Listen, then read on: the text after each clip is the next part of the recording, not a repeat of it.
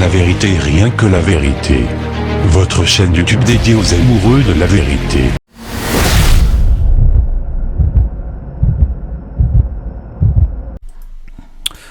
Voilà, chers frères et sœurs, soyez abondamment bénis en ce jour. Aujourd'hui, nous allons parler des témoins de Jéhovah. Des témoins de Jéhovah. Il y a, je crois, quelques frères, quelques personnes qui m'avaient demandé, il y a un peu longtemps quand même, de faire une vidéo sur les témoins de Jéhovah. Je leur avais promis de le faire, mais bon, jusque-là, je n'avais pas vraiment eu le temps. Donc aujourd'hui, nous allons vraiment faire une étude sur les témoins de Jéhovah. Qui sont les témoins de Jéhovah? Voilà. Parce que souvent, quand les musulmans disent que nous, les chrétiens, nous ne nous attendons pas tous sur la divinité de Jésus, et ils font en fait souvent référence aux témoins de Jéhovah, parce que les témoins de Jéhovah nient la divinité de Jésus. Voilà. Et donc, on va vraiment parler d'eux pour que vous puissiez savoir qui ils sont, qui est leur fondateur, comment ça a été créé, et qu'est-ce qu'ils enseignent, en quoi ils croient.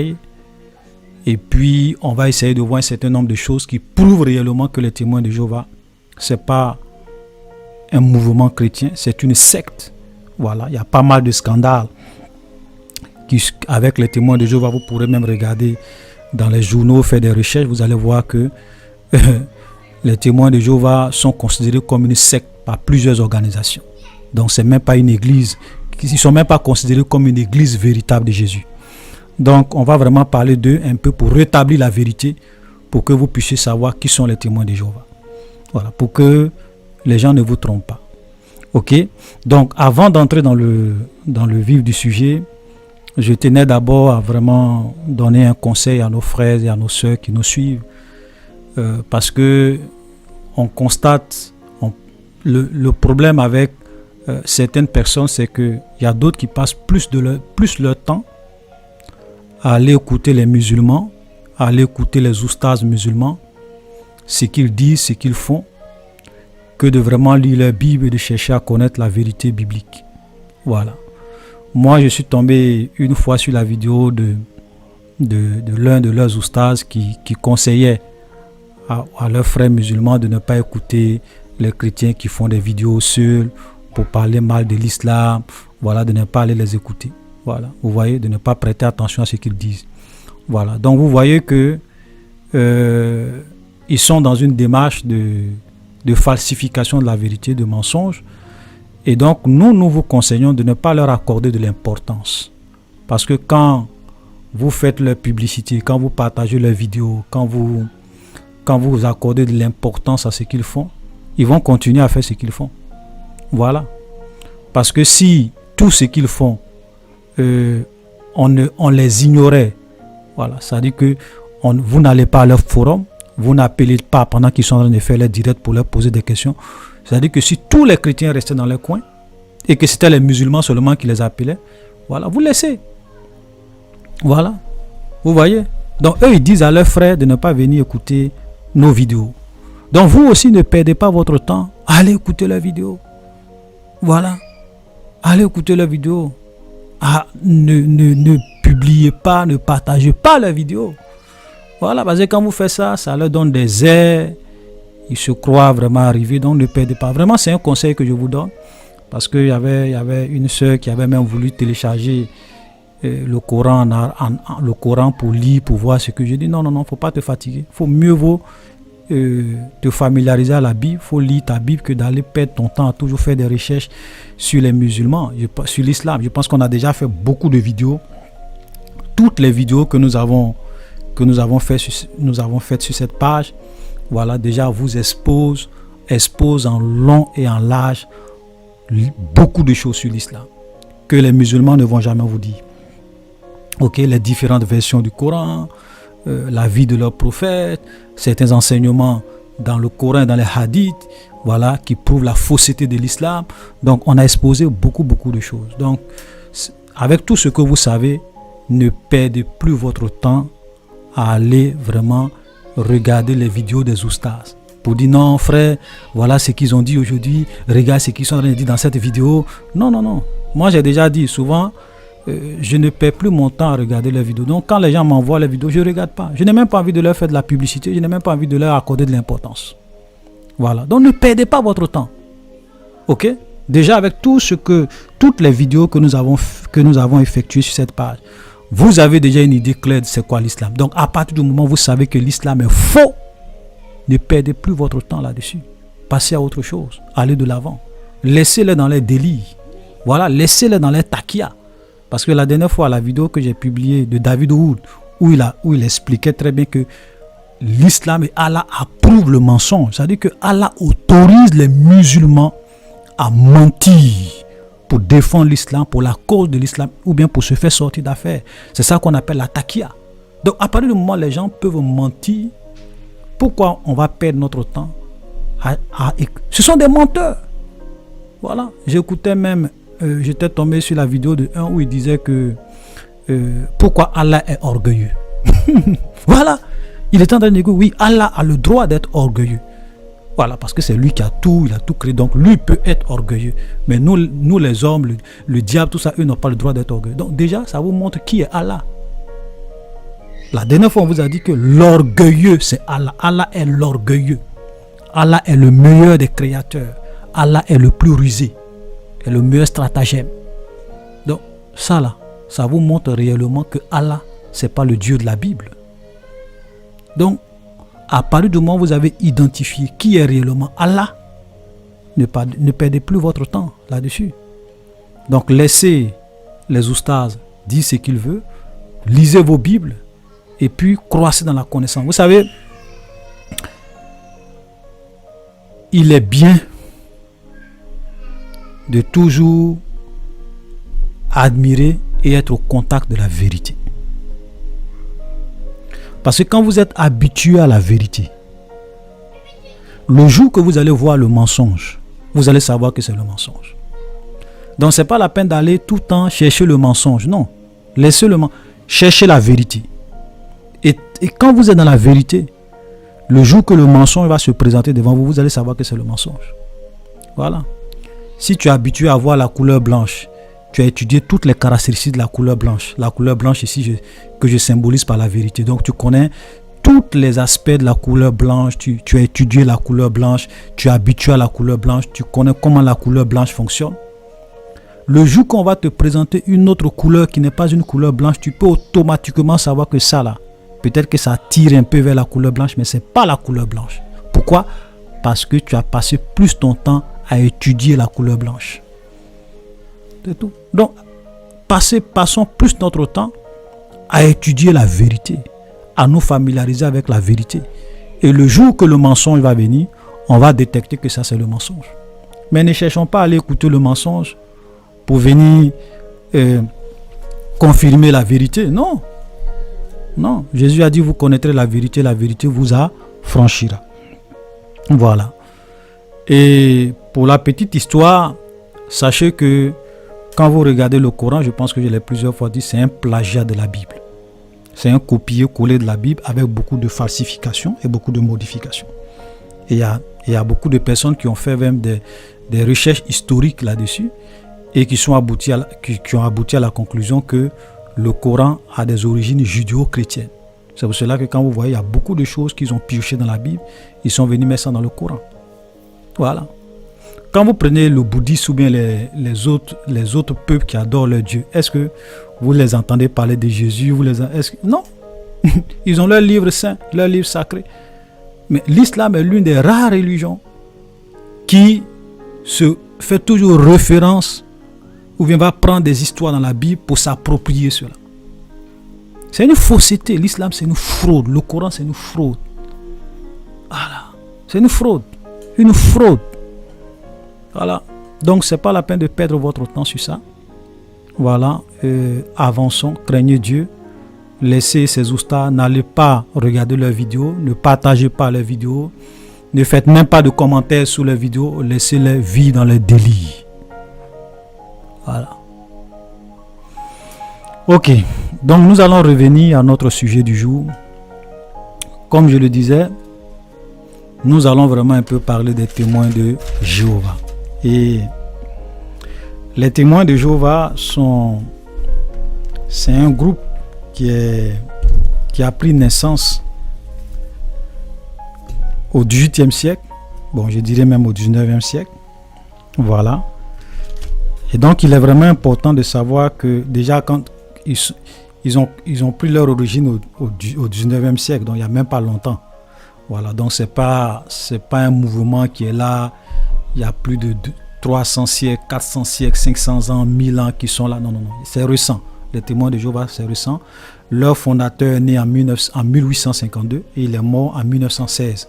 Donc déjà pour vous montrer que c'est vraiment récent. C'est pas, voilà. Donc déjà on peut facilement démontrer qu'ils sont faux parce que on a toute l'histoire des témoins de Jéhovah. Vous pourrez faire des recherches, vous allez voir depuis leur fondateur jusqu'à aujourd'hui, vous allez avoir beaucoup d'informations sur les témoins de Jéhovah. Ok. Et souvent, quand ils viennent, parce que eux sont beaucoup, ce sont des gens qui évangélisent beaucoup, ils font beaucoup de porte à porte, donc ils sont souvent bien habillés, ils ont leurs livres avec de belles photos, de belles images, qui tout de suite t'attirent. Quand tu vois leur brochure, la tour de garde, voilà, avec des images vraiment très très jolies, voilà. Donc ça attire. Mais quand on regarde dans le fond, on se rend compte que c'est la fausseté, c'est le mensonge. Donc, je vais vous donner par exemple quelques enseignements des témoins de Jéhovah. Les témoins de Jéhovah, par exemple, nient la divinité de Jésus. C'est-à-dire que pour eux, Jésus n'est pas Dieu, mais Jésus est une créature de Dieu. Donc, ils vont même vous dire que Jésus est une créature. Ok, c'est même l'ange Michael, l'archange Michael. Voilà, que Dieu a envoyé sur terre sous la forme de Jésus. Donc, ils vont dire que Jésus est un homme parfait, au même titre que Adam. Quand Dieu a créé Adam, de la même manière dont Adam était, c'est comme ça Jésus était sur la terre. Voilà, donc après sa mort et sa résurrection, il a été élevé au rang d'ange supérieur, à un rang angélique supérieur. Mais il n'est pas Dieu. Un homme parfait au même rang qu'Adam. Donc voilà ce qu'il dit. Donc ils nient la divinité de Jésus. Pour eux, Jésus, c'est simplement un homme parfait. C'est la première, ils vont même vous dire que c'est la première créature de Dieu dans le ciel. L'archange Michael, que Dieu a créé, et puis ensuite Dieu a envoyé sur la terre. Voilà comment il présente Jésus. Donc, première vérité que vous devez savoir sur les témoins de Jéhovah, c'est que les témoins de Jéhovah nient la divinité de Jésus. Pour eux, Jésus n'est pas Dieu. Première des choses. Ensuite, ils nient la divinité du Saint-Esprit. C'est-à-dire que pour eux, le Saint-Esprit n'est pas une personne. Ok? N'est pas une personne, mais c'est une puissance opérante, impersonnelle, une manifestation inspirante de leur Dieu qu'ils appellent Jéhovah. Ok? Voilà. Mais le Saint-Esprit n'est pas une personne. Le Saint-Esprit n'est pas une personne, ce n'est pas une personne en tant qu'une divinité. Donc, il nie la divinité du Saint-Esprit. Il nie aussi, pour les témoins de Jéhovah, l'enfer n'existe pas.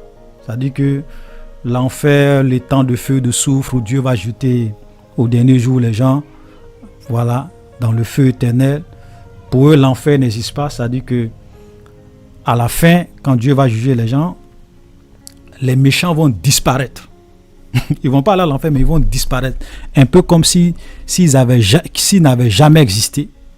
Et puis maintenant, ceux qui ont décidé d'obéir à Dieu vont habiter sur une terre transformée en paradis. Donc, ils ne croient pas à l'enfer. Pour les témoins de Jéhovah, l'Église est composée de 144 000 personnes, que Dieu va choisir parmi les témoins de Jéhovah, ou bien 144 000 personnes que Dieu va choisir parmi les témoins de Jéhovah. Et ce sont ces 144 000 personnes qui vont aller vivre au ciel, dans le paradis céleste. Maintenant, ceux qui seront sauvés, mais qui ne vont pas faire partie des 144 000 personnes, eux, ils vont habiter sur la terre, cette terre sur laquelle nous sommes, parce que pour les témoins de Jéhovah, ils croient également que Dieu ne va pas détruire la terre. La terre sur laquelle nous sommes, c'est une terre qui est éternelle. Donc, Dieu va simplement transformer cette terre sur laquelle nous sommes. Il va transformer ça en un paradis. Mais il ne va pas la détruire, il va transformer ça en un paradis.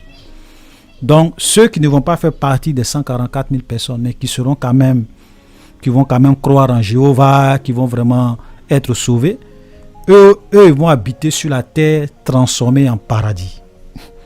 Mais 144 000 personnes vont réellement aller vivre avec Jéhovah dans le paradis céleste. Donc voilà l'une des croyances des témoins de Jéhovah. Ensuite, pour les témoins de Jéhovah, Jésus est venu en 1914. En 1914, nous avons 1914 marque la fin des temps, lorsque Jésus a établi son règne invisible sur la terre, lorsqu'il a jeté également Satan sur la terre. Donc pour eux, il n'y a plus de retour de Jésus. Donc c'est-à-dire que pour les témoins de Jéhovah, eux, ils n'attendent plus le retour de Jésus pour dire que Jésus va venir nous chercher. Non. Jésus est déjà venu de façon invisible et il a commencé à régner de façon invisible depuis 1914. Nous allons venir tout à l'heure sur cette date. Retenez cette date 1914, nous allons en parler et vous allez savoir pourquoi ils ont maintenu cette date 1914. Ok? Donc, ils ne croient pas en un retour physique de Jésus pour venir chercher ses élus. Voilà, ça, il faut que ça. Donc, quand tu vois un témoin de Jéhovah, il faut te dire que lui ne croit plus au retour de Jésus. Pour eux, Jésus est déjà venu depuis 1914. Ok? Voilà, maintenant, tout ce qui se passe, c'est que les choses doivent se converger vers la guerre d'Armageddon, où maintenant, Jésus va établir son royaume de 1000 ans sur la terre. Ok, le millénium, après la guerre d'Armageddon. Ok. Pour les témoins de Jéhovah aussi, Jésus n'est pas ressuscité physiquement. De la même manière que nous, on dit que Jésus est mort et qu'il est ressuscité physiquement avec un corps de gloire, les témoins de Jéhovah ne croient pas en cela. Ça, c'est très important. Les témoins de Jéhovah refusent la transfusion sanguine. Je vous parle de tout ça pour que vous puissiez un peu avoir une idée de ce en quoi ils croient. C'est pour cela que je suis en train de citer un peu quelques points doctrinaux des témoins de Jéhovah. Les témoins de Jéhovah refusent la transfusion sanguine. Ça veut dire que si tu as un parent qui est témoin de Jéhovah et que tu fais par exemple un accident et qu'on dit bon, ton sang est compatible, faut lui donner un peu de ton sang pour qu'on sauve la personne. Le témoin de Jéhovah va dire non, que lui donne pas son sang, parce que pour eux, le sang est sacré. L'âme se trouve dans le sang. Voilà, donc tout ce qui est transfusion sanguine, même un témoin de Jéhovah qui a un enfant, même si cet enfant-là doit mourir, parce qu'on ne lui a pas, parce qu'on doit lui faire une transfusion sanguine pour le sauver, cet enfant-là va mourir parce qu'ils vont refuser qu'on fasse transfusion sanguine. Vous voyez? Et ça crée beaucoup de scandales dans beaucoup de villes, dans beaucoup d'endroits, parce que des gens sont morts, des témoins de Jéhovah sont morts parce qu'ils ont refusé que les gens puissent leur faire des transfusions sanguines pour sauver leur vie. Voilà. Vous voyez? C'est tellement bizarre parce que lorsque nous lisons la Bible dit qu'on ne doit pas manger les animaux, même ça c'est dans l'Ancien Testament, avec le sang. Ok? Mais ici on ne parle pas de transfusion sanguine. Voilà, on ne parle pas de transfusion sanguine. Et puis, quand tu donnes ton sang à quelqu'un, tu continues de vivre, tu ne meurs pas. La preuve est que ton âme est toujours en toi. Mais pour eux, transfusion sanguine, on ne fait pas de transfusion sanguine. Pour les témoins de Jéhovah, Jésus n'est pas mort sur une croix, mais Jésus est mort sur un poteau vertical.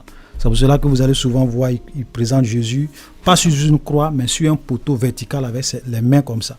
Voilà, ça c'est leur croyance. Donc Jésus n'est pas mort sur une croix, mais il est plutôt mort sur un poteau vertical. Ok? Obligation pour les témoins de Jéhovah de faire du porte-à-porte. C'est-à-dire que dans leur enseignement, dans leur doctrine, tous les témoins de Jéhovah doivent prêcher, ils doivent faire du porte-à-porte. C'est pour cela que vous les voyez souvent, ils sont là, ils vont de maison à maison, bien habillés, avec leurs revues, ils font du porte-à-porte. Ça c'est très important qu'il faut savoir. Les témoins de Jéhovah ne font pas de service militaire. Donc il n'y a pas de service militaire. Quand tu es un témoin de Jéhovah, tu ne fais pas de service militaire. Pour les témoins de Jéhovah, tout anniversaire, toute fête même les fêtes chrétiennes, par exemple, la fête de la Pentecôte, tout ça, pour les témoins de Jéhovah, les anniversaires, les fêtes sont sataniques. Voilà, c'est pour cela que vous n'allez jamais voir un témoin de Jéhovah fêter son anniversaire ou bien célébrer n'importe quelle autre fête, parce que pour eux, toutes les fêtes sont sataniques. Voilà, donc on ne fête pas. Même ton anniversaire, tu n'as pas le droit de fêter ton anniversaire, parce que tout ça c'est satanique. Voilà, les fêtes de la Pentecôte, tout ça c'est satanique. Voilà, les fêtes d'indépendance, tout ça c'est satanique. Ok, donc il n'y a pas de fête. On ne fête pas, toutes les fêtes sont sataniques. Ok, pour les témoins de Jéhovah, il n'y a plus de miracles. Le temps des miracles est révolu. C'est-à-dire que c'était au temps des apôtres qu'on faisait les miracles. Donc aujourd'hui, les miracles actuels, donc tout ce qu'on appelle des miracles actuels, les miracles, ce sont des miracles sataniques. Donc il n'y a plus de miracles, le temps des miracles est révolu. Voilà, donc Dieu ne fait plus de miracles de nos jours, selon les témoins de Jéhovah. Ok, donc déjà, voilà un peu quelques-unes de leurs doctrines. Déjà, ça vous donne une idée, parce que souvent, le problème c'est que quand les témoins de Jéhovah viennent vers vous, souvent, vous ne savez pas toutes ces choses d'eux. Vous les voyez comme étant des gens qui viennent parler de Dieu, qui viennent vous annoncer. Mais voilà ce en quoi ils croient. Et c'est quand tu commences vraiment à t'intéresser aux témoins de Jéhovah, c'est là que tu te rends compte qu'en réalité, ils croient en des choses qui ne sont pas bibliques. Voilà, qui ne sont pas bibliques. Ils croient en des choses démoniaques. Ok, donc voilà un peu les témoins de Jéhovah. Mais d'où ça vient, le mouvement des témoins de Jéhovah? Voilà. Donc le mouvement des témoins de Jéhovah a été créé par un monsieur qu'on appelle Charles Taze Russell. Charles Taze Russell. Il est né en 1852 et il est mort en 1916, voilà, dans un wagon, dans un train. Voilà, donc Charles Taze Russell. Et Charles Taze Russell, il a été élevé en fait dans la doctrine presbytérienne. Ok? Et après un moment dans sa vie, il a commencé à avoir une crise de foi. Donc il a commencé à douter de la foi. Et donc, après, il est tombé un peu sur les gens des églises adventistes qui l'ont ramené à la foi. Donc, il a commencé vraiment à prendre goût aux choses spirituelles. Et à un moment donné, il va vraiment se séparer des gens des églises, de l'église adventiste, parce qu'il n'était pas d'accord avec eux sur plusieurs points. Donc, il aura une séparation. Et c'est à partir de là que lui, maintenant, il va commencer à organiser des études bibliques, et les étudiants ou bien ses élèves ou bien les chrétiens qui se rassemblaient autour de ces études bibliques, on les appelait les étudiants de la parole. Le premier nom des témoins de Jéhovah, c'était les étudiants de la parole. C'est après que celui qui va prendre la place du fondateur, qui va changer, c'est lui qui va changer le nom des étudiants de la parole en témoins de Jéhovah. Ok, donc le Charles Taze Russell, c'est lui vraiment qui va commencer ce mouvement. Il va créer un magazine, une publication périodique qu'on va appeler Watchtower en anglais, et puis bon, qui sera appelé la Tour de Garde. Donc c'est leur revue périodique, leur livre avec des images, avec des explications, voilà, qu'il a commencé à publier. Et donc effectivement, il va avoir vraiment beaucoup de succès dans ça. Et il s'est marié par exemple en 1879 à une femme qu'on appelait Marie-France Ackley. Et puis il va vraiment divorcer avec cette femme, parce que cette femme va l'accuser, sa femme va l'accuser d'infidélité avec d'autres femmes. Avec d'autres femmes. Donc le divorce va être prononcé en 1906 et ça va être confirmé en 1908. Donc déjà, pour vous faire comprendre que c'est un monsieur, déjà sa femme même l'accusait d'adultère, de la tromper, donc, et il a divorcé. Donc déjà ça vous donne un peu une idée sur la moralité du monsieur. Voilà, donc il meurt, il trouve la mort dans un wagon de chemin de fer en 1916, et quand il va mourir, c'est une autre personne, un juge qu'on appelle le juge Joseph Rutherford, qui va prendre sa place, et lui aussi qui va mourir en 1942. Et c'est lui, comme je le disais tantôt, qui va changer le nom des étudiants de la Bible en témoins de Jéhovah. Donc voilà un peu l'histoire d'où ça vient. Donc leur fondateur s'appelait Charles Taze Russell. Et pour ceux qui ne le savent pas, parce qu'il y a d'autres aussi qui ont fait des investigations quant à ses connexions spirituelles, et même certains de ces... Ils ont même écrit des livres sur lui. Voilà, c'est que Charles Taze Russell était un franc-maçon. Selon certaines sources, c'est qu'il était un franc-maçon du 33e degré. Et vous voyez, pour ceux qui ne connaissent pas la franc-maçonnerie, c'est que quand on atteint dans la franc-maçonnerie le 33e degré, on sait qu'on sert le diable en âme et conscience. Parce que la franc-maçonnerie est luciférienne. C'est-à-dire que ce sont des adorateurs de Satan. Mais sauf que ceux qui sont dans les premiers degrés, parce qu'il y a jusqu'à 33 degrés dans la franc-maçonnerie. Donc quand vous êtes dans les degrés 5e degré, les degrés inférieurs, vous ne savez rien. Voilà, c'est pour cela que vous allez voir d'autres me dire non, la franc-maçonnerie, c'est un club de personnes qui réfléchissent à la philosophie, aux choses de la vie. Mes frères, que personne ne vous trompe. Et je l'ai toujours dit qu'il y a toujours deux histoires. Il y a l'histoire officielle, l'histoire Adoussou Delphine, l'histoire menteuse, l'histoire qu'on enseigne dans nos livres d'histoire. Et il y a l'histoire secrète, l'histoire cachée, où sont les véritables causes des événements qui nous entourent, d'après Honoré de Balzac. Okay? Le monde est gouverné par de toute autre personne que l'œil ne voit pas. Okay? Voilà, donc il faut vraiment comprendre que il y a toujours deux histoires. Donc Charles Taze Russell était un franc-maçon de 33e degré, qui est luciférien. Et souvent quand les gens atteignent ces genres de niveaux, ok, qu'est-ce qui doit se passer? Ils doivent offrir des armes à Satan. Et la manière qu'on dit offrir des armes à Satan, ça ne veut pas forcément toujours dire venir tuer des gens, verser le sang, faire des sacrifices humains. C'est pas forcément ça. Tu peux, par exemple, comme ça a été le cas de Charles Taze Russell, créer une secte, un mouvement religieux où tu vas convertir des gens et tu sais que tous ces hommes-là qui vont croire en ce que tu enseignes, s'ils meurent dans ça, ils s'en vont à l'enfer. Donc c'est comme si c'est des armes que tu offres à Satan sur le plan spirituel. Voilà, parce que nier la divinité de Jésus-Christ, croire en tout ce que je viens de dire, c'est croire en une doctrine de démons. Voilà, donc les témoins de Jéhovah croient en des doctrines de démons. Et s'ils meurent dans cette situation, ils n'ont pas le salut, ils vont à l'enfer. Voilà la vérité. Donc c'était une manière pour Charles Taze Russell d'offrir des armes à Satan. Et même aujourd'hui encore, après sa mort, vous voyez qu'il continue d'offrir des armes à Satan. Même quand vous allez sur sa tombe, vous allez voir sa tombe est sous la forme d'une pyramide. Une pyramide avec même des symboles maçonniques. Avec le bout de la pyramide, le haut de la pyramide un peu décollé, un peu comme l'œil d'Horus, l'œil qui voit tout, qui est là, qui est symbolique. Donc, cela prouve réellement que ce monsieur était un franc-maçon. Ok? Je n'ai pas le temps de rentrer dans trop de détails, donc vous pourrez peut-être faire... Il y a d'autres qui ont fait des vidéos là-dessus. Donc, déjà, vous voyez que Charles Taze Russell, le fondateur des témoins de Jéhovah, était un franc-maçon.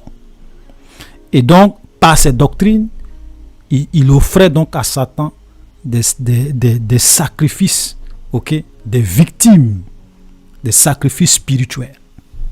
Voilà. Donc ça, c'est vraiment très important. C'est pour cela que vous allez voir très souvent que les grands fondateurs de certaines sectes sont souvent des gens qui ont atteint certains niveaux dans l'occultisme, dans le mysticisme.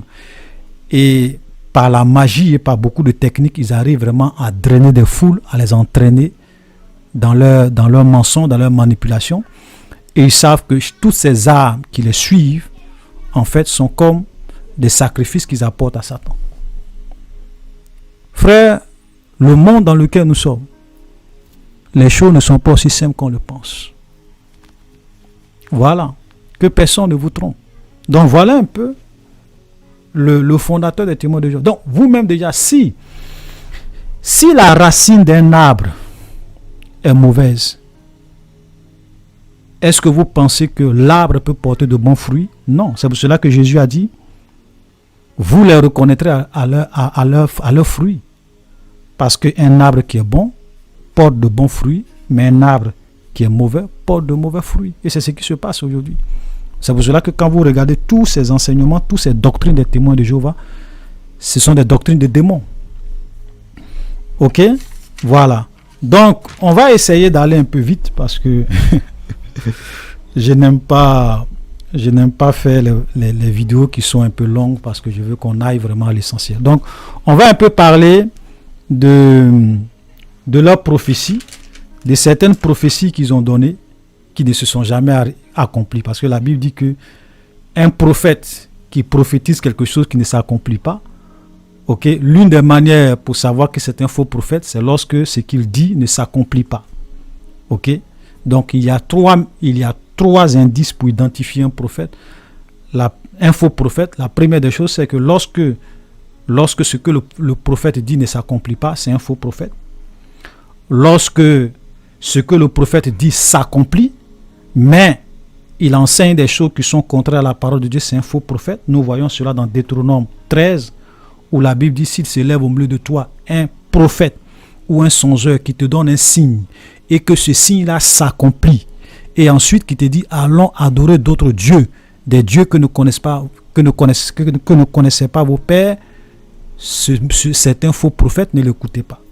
Ça, c'est Deutéronome 13. Vous pourrez lire Deutéronome 13, le verset 1 au verset 2, pour dire qu'un prophète peut venir vous dire quelque chose qui s'accomplit et être un faux prophète. Ça, c'est quelque chose que beaucoup de chrétiens ignorent.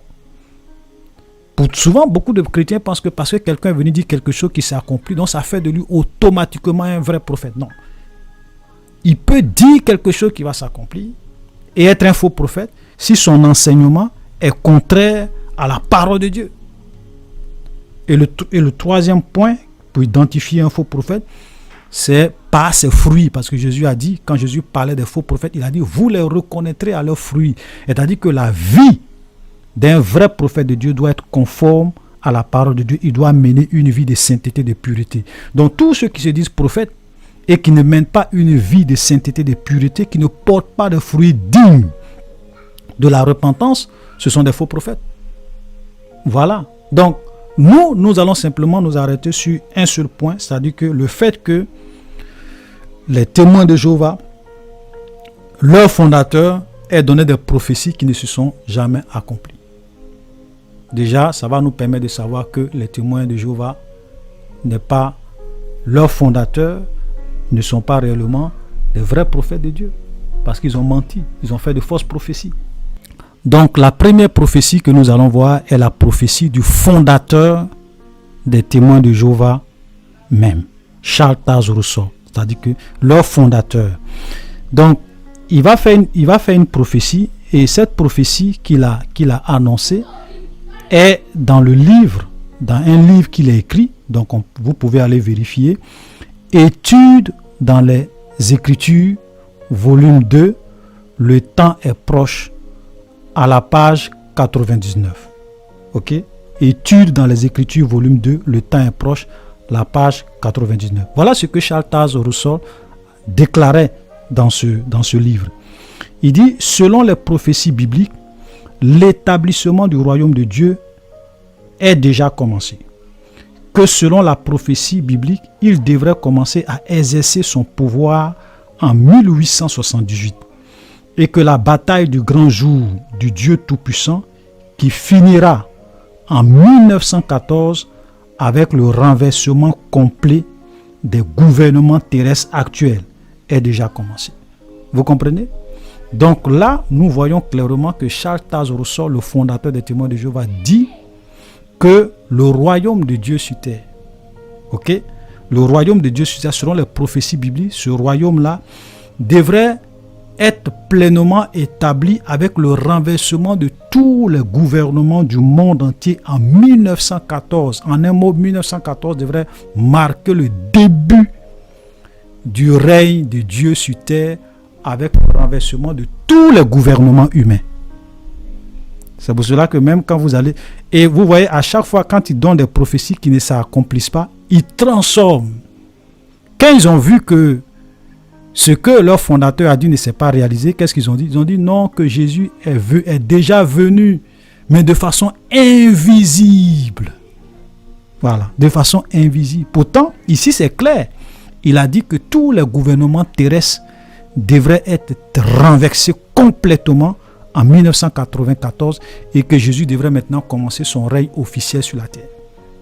Mais aujourd'hui, si je vous pose la question, dans les pays où vous êtes, il y a toujours des gouvernements humains, des présidents, des chefs d'État. Donc là, nous voyons clairement une prophétie du fondateur des témoins de Jéhovah qui ne s'est pas réalisée. Donc déjà, ça prouve que quoi?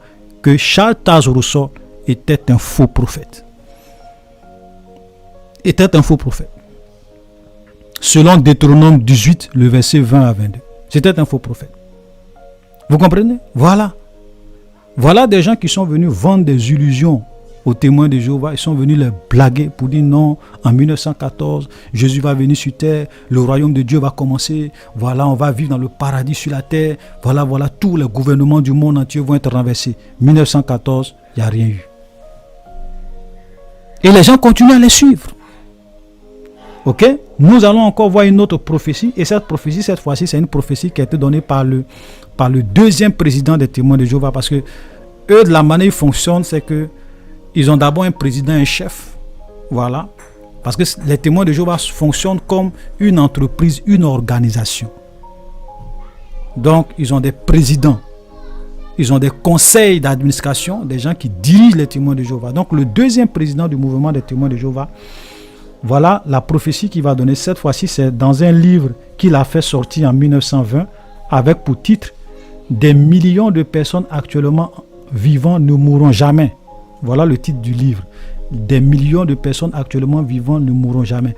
Donc, à la page 75 et 76, voilà ce qu'il déclare. Ok, le grand cycle du jubilé doit commencer en 1925. C'est pourquoi nous devons nous attendre avec confiance à ce que 1925 marque le retour à la perfection humaine d'Abraham, d'Isaac et de Jacob. Donc quand les témoins de Jéhovah vous parlent du jubilé, ils sont en train de parler du millénium, du règne de 1000 ans sur terre avec Jésus. Et donc selon cette prophétie, en 1925, on devrait assister à la résurrection. Ok? Parce que quand on dit à la perfection humaine, ça veut dire que Abraham, Isaac et Jacob devaient revenir à la vie, à la perfection d'être humain en 1915. Et même à cet effet, ils ont acquis une villa. Une villa, ok, qu'ils ont acquis en Californie, à San Diego, ok, qu'ils appellent la villa des princes Bethsaïda. Et ça, vous pouvez le voir dans le livre Salut, dans un livre qu'on appelle le livre avec pour titre Salut, à la page 272 et 273. Donc voilà une deuxième fausse prophétie du deuxième fondateur, du deuxième président des témoins de Jéhovah qui ne s'est pas accompli. Et la catastrophe, c'est en 1975. C'est en 1975. Ils ont annoncé que 1975, ok, comme ils ont annoncé 1975 comme le début du millénium avec la guerre d'Armageddon, dans un livre La vie éternelle, dans la liberté des fils de Dieu, page 29. Donc quand vous lisez le livre La vie éternelle dans la liberté des fils de Dieu, page 29, ils ont annoncé 1975 comme étant le début de la guerre d'Armageddon. Ok, pardon, ils ont annoncé 1929 comme étant le début du millénium avec la guerre d'Armageddon. Et ça, quand ça ne s'est pas accompli, c'est là que beaucoup de personnes ont quitté les témoins de Jéhovah. Parce qu'il y a des gens qui sont allés vendre leur maison, il y a d'autres qui se sont dit que non, moi, je n'ai même plus besoin d'entreprendre des projets, je n'ai même pas besoin même de chercher même à faire des enfants, parce que 1975, Jésus va venir, voilà, le millénium commence, voilà. Et quand ça s'est pas, quand 1975 est arrivé et que ils n'ont rien vu, plein de témoins de Jéhovah ont vraiment quitté l'organisation. C'est là, ça a été vraiment un coup dur pour eux parce que les gens se sont... Et là, ils sont venus encore, ils ont essayé de justifier, comme d'habitude, parce que quand ils disent des prophéties qui ne s'accomplissent pas, ils viennent toujours pour essayer de justifier, pour essayer de tromper les gens, pour leur faire croire que non, voilà.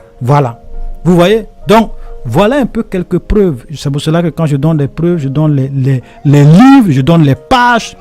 Vous pouvez même aller chercher ces livres, voir les pages et vérifier par vous-même si ce que je dis est vrai ou c'est faux. Donc, tout ça, ça prouve quoi? Que les témoins de Jéhovah, c'est une secte.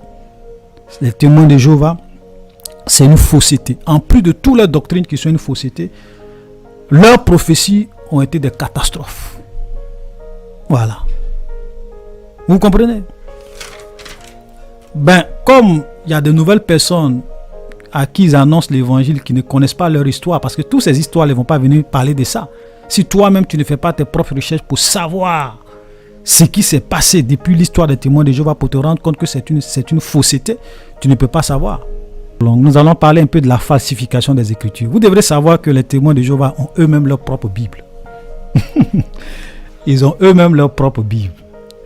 Et ils ont pris, c'est-à-dire qu'ils ont pris les Bibles que nous avons, voilà la traduction de King James, tout ça, et ils ont fabriqué eux-mêmes leur propre Bible.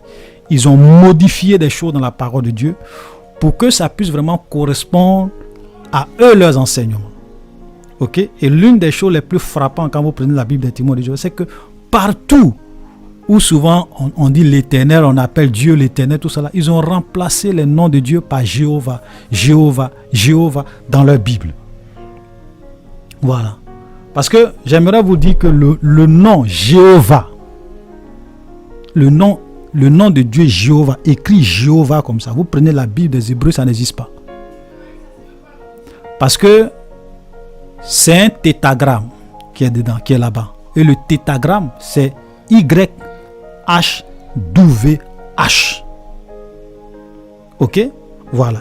YHWH. C'est-à-dire, c'est vrai qu'il y a d'autres noms de Dieu dans la Bible. Hein. On ne dit pas non, El Shaddai, Elohim, oui. Mais il y a un tétragramme qui est le nom de Dieu dans plusieurs passages, qui est le YHWH. Ok? Souvent, comme ce sont des consonnes, les gens n'arrivent pas, on ne peut pas prononcer. Comme ce sont des consonnes, donc il y a des gens qui ont essayé de vocaliser. Il y a d'autres qui vont dire ça Yahweh. Il y a d'autres qui vont dire Yahvé. Et les témoins de Jéhovah, eux, ils ont dit Jéhovah. Il y a d'autres mêmes personnes qui disent Jéhovah. Et dans certaines explications, vous allez voir que Jéhovah, c'est en fait la fusion de deux noms. Du nom YHWH, ok, et puis de Adonai, que les gens ont mélangé pour obtenir Jéhovah. Sinon, le nom Jéhovah, ça n'existe pas. Voilà. Ok, voilà. Donc ça, c'est vraiment quelque chose de très important. Et donc, ils ne se sont pas arrêtés là. En train de remplacer le nom de Dieu par Jéhovah, ils ne se sont pas arrêtés là, mais ils sont allés plus loin. Quand vous prenez par exemple Jean, chapitre 8, le verset 58, là où Jésus est en train de montrer aux Juifs qu'il était Dieu et il leur a dit, avant qu'Abraham fût, je suis. Et les Juifs ont pris des pierres pour le lapider. Donc, dans Jean 8, verset 58, Jésus dit, avant qu'Abraham fût, je suis. Et vous savez, les témoins de Jéhovah, au lieu de mettre je suis, ils ont mis j'étais. Donc, dans la Bible des témoins de Jéhovah, la traduction, la Bible des témoins de Jéhovah s'appelle la traduction du monde nouveau. Donc, quand vous prenez cette Bible, on dit, avant qu'Abraham fût, j'étais. Tout ça pourquoi? Parce qu'ils veulent nier la divinité de Jésus. Parce que quand Jésus dit aux Juifs, avant qu'Abraham fût, je suis, il est en train de faire référence au nom de Dieu dans Exode, où Moïse a dit à Dieu, mais quand je vais aller vers les enfants d'Israël, ils vont me demander quel est ton nom. Et qu'est-ce que Dieu va dire à Moïse? Dis-leur que mon nom c'est je suis. Dis-leur que je suis m'envoie vers vous. C'est là mon nom. Donc Jésus dit aux Juifs, avant qu'Abraham fût, je suis. Je suis le je suis de Moïse. Et là, les Juifs ont pris des pierres. Il dit, mais tu es fou. Tu n'as pas encore 50 ans. Et tu dis que tu as vu notre père Abraham. Avant qu'Abraham fût, je suis. Leur répliqua Jésus. Ils ont pris des pierres. Il dit, mais ça c'est foutaise. Vous voyez? Donc, cette histoire de la divinité de Jésus, frère, ça ne date pas d'aujourd'hui. L'une des raisons pour lesquelles les Juifs ont arrêté Jésus, ont crucifié Jésus, c'est parce qu'ils disent que comment toi qui es homme, tu te fais Dieu. Et c'est ce que nos amis musulmans ne comprennent pas. Qu'ils aillent lire la Bible. De toute façon, je n'ai même pas besoin de leur dire d'aller lire la Bible parce qu'ils sont dans la taquia, dans le mensonge. Ils vont dans la Bible, ils prennent le sang des choses, ils tordent. Donc, ce n'est même pas la peine. Vous comprenez? Donc, comme les témoins de Jéhovah veulent montrer que Jésus n'est pas Dieu, ils ont remplacé le je suis là par j'étais. Voilà une falsification. Et quand vous prenez Jean chapitre 1, le verset 1, où il est dit qu'au commencement était la parole était Dieu, la parole était avec Dieu. Vous savez ce qu'ils ont mis? Ils ont dit la parole était Dieu. Et là, Dieu là, ils ont mis petit d. Alors quand vous prenez toutes les Bibles, ils ont mis Dieu avec grand D. Quand vous prenez la Bible, Dieu avec grand D. Mais ici, quand je dis toutes les Bibles, je dis les versions, les traductions. Ok? Donc eux, ils ont mis petit d. Pour montrer en fait que Jésus, c'est vrai qu'ici la parole est Dieu, mais la parole n'est pas Dieu comme étant le grand Dieu avec grand D. Donc, vous savez ce que cela prouve? Cela prouve qu'en réalité, les témoins de Jéhovah sont des polythéistes. Ça veut dire qu'ils croient en plusieurs dieux, parce que Jésus est un petit Dieu, il y a le Dieu avec grand D. Donc, ce sont des polythéistes, ils croient en plusieurs dieux. Voilà l'implication. Voilà. La parole était Dieu, petit d. Vous voyez, ça c'est une première falsification dans la Bible. Pourquoi? Parce que s'ils laissent Dieu avec grand D, ils ne pourront pas dire à leurs fidèles que Jésus est Dieu, la parole est Dieu. Vous comprenez? Donc ils sont obligés de mettre petit d pour dire oui, c'est Dieu, mais ici quand on dit Dieu, ça ne veut pas dire que le Dieu créateur, voilà. Tout ça pour tromper les gens. Vous savez, c'est ça, le mensonge, quand tu es dans la fausseté. C'est pour cela qu'ils n'utilisent pas la Bible des autres. Ils sont obligés de fabriquer, ils ont fabriqué eux-mêmes, ils ont écrit eux-mêmes leur propre Bible en modifiant des passages problématiques pour que cela puisse correspondre à leur croyance. Voilà la vérité. Ok? Et puis Jean 8 verset 29, Thomas dit mon Seigneur et mon Dieu. Thomas parle à Jésus, il dit mon Seigneur et mon Dieu avec grand D. Vous voyez? Donc ça c'est vraiment quelque chose de très fort. Et malgré ça, vous savez, même quand vous voulez mentir, on peut toujours vous attraper. Ok? Parce que les témoins de Jéhovah, on peut les attraper parce que quand vous allez dans leur Bible, Jérémie 17, le verset 10, ils vont vous dire et moi. Bon là, ils vont dire et moi, Jéhovah, parce que partout ils ont mis l'Éternel, dans leur Bible ils ont mis Jéhovah. Et moi, Jéhovah, j'éprouve le cœur, je sonde les reins pour rendre à chacun selon ses œuvres, selon le fruit de ses œuvres. Donc ici, nous voyons que selon la Bible des témoins de Jéhovah, Jérémie 17, le verset 10, celui qui sonde le cœur et les reins et qui rend à chacun selon ses œuvres, c'est Jéhovah. On est d'accord. Mais dans la même Bible, quand on vient également dans Apocalypse, le chapitre 2, le verset 29, et là c'est Jésus qui parle, parce que quand on lit le verset 18, il dit « Écrit à l'ange de l'église d'Éphèse, voici ce que dit le Fils de Dieu. » Voilà, là c'est clair, c'est Jésus le Fils de Dieu, celui qui a les yeux comme une flamme de feu et dont les pieds sont semblables à des lérins ardents. Ce même Fils de Dieu, voilà ce qu'il dit au verset 23. Je ferai mourir de mort ses enfants, parlant de Jézabel, et toutes les églises connaîtront que je suis celui qui sonde les reins et les cœurs, et je rendrai à chacun selon ses œuvres. Donc là, dans eux-mêmes leur propre Bible, là, Jésus est Jéhovah. Jésus est Jéhovah, parce que Jérémie 17, le verset 10, dit que c'est Jéhovah qui sonde les cœurs et les reins, qui rend à chacun selon ses œuvres. Apocalypse 2, le verset 23, c'est Jésus qui sonde les cœurs, les reins et qui rend à chacun selon ses œuvres. Conclusion, même malgré qu'ils ont essayé de falsifier, tronquer là, Jésus est le Jéhovah des témoins de Jéhovah. Vous voyez?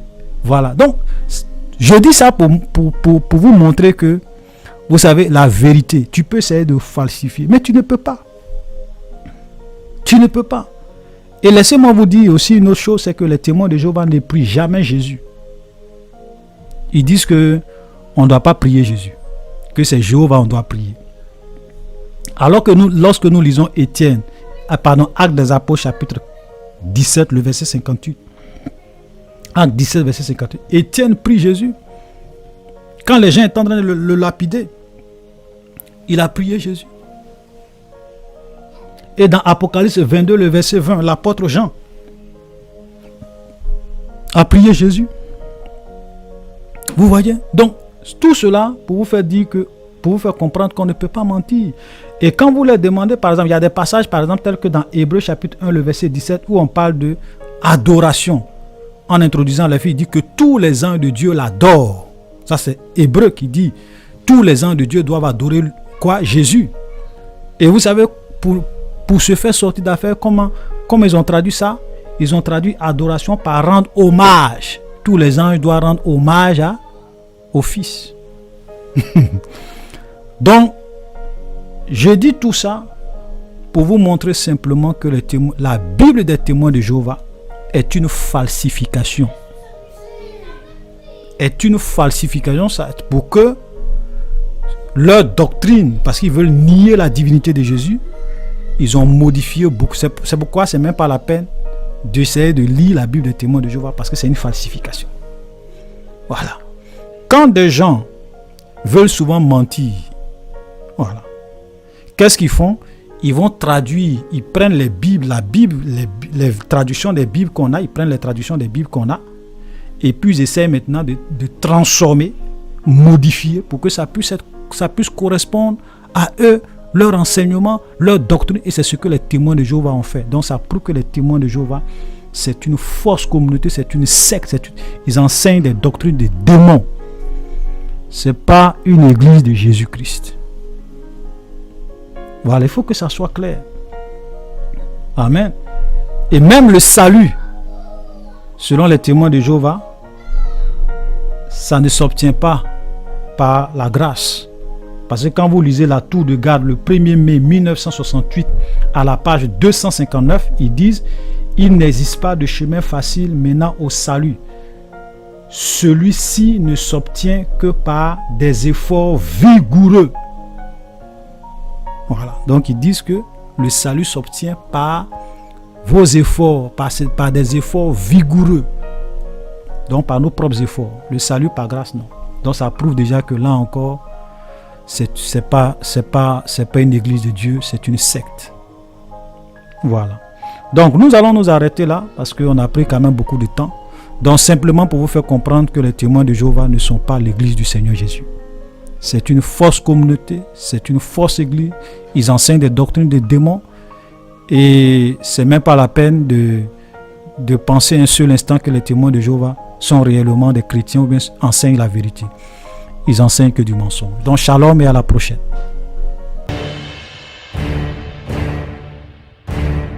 Toute la vérité, rien que la vérité. Votre chaîne YouTube dédiée aux amoureux de la vérité.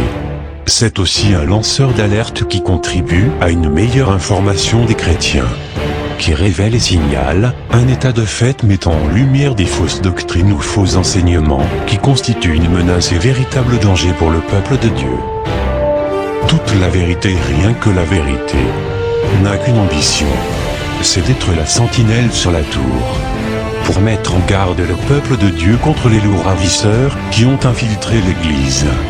Toute la vérité, rien que la vérité, votre lanceur d'alerte. Des vérités fondées sur la parole de Dieu. Face à cette vague d'apostasie et de séduction dans le monde évangélique, les vrais disciples du Seigneur Jésus ont pour GPS les enseignements des apôtres, dans lesquels ils doivent persévérer.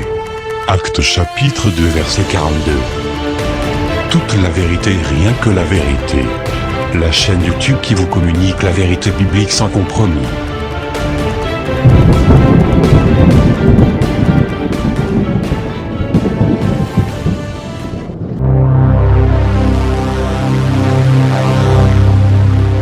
Abonnez-vous et cliquez aussi sur la petite cloche de notification pour ne rien rater de nos prochaines vidéos. N'oubliez pas de partager aussi la vidéo et de la liker.